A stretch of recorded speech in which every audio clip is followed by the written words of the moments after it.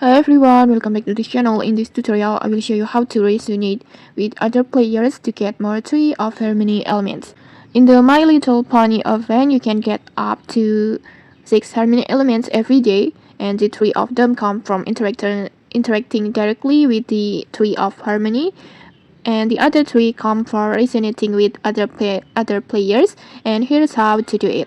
First, just tap the My Little Pony icon like this, and then just tap on Harmony Tree Awakening, and then next just tap on Initiate Resonance like this, just tap on it, and then next just wait for another player to respond. Just wait until they respond your button like this.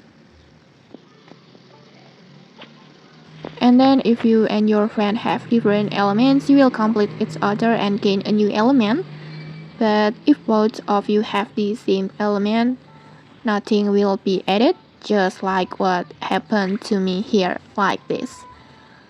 So don't stop after one try. You can resonate again with different players until your daily 6 elements are complete. And okay, that's it.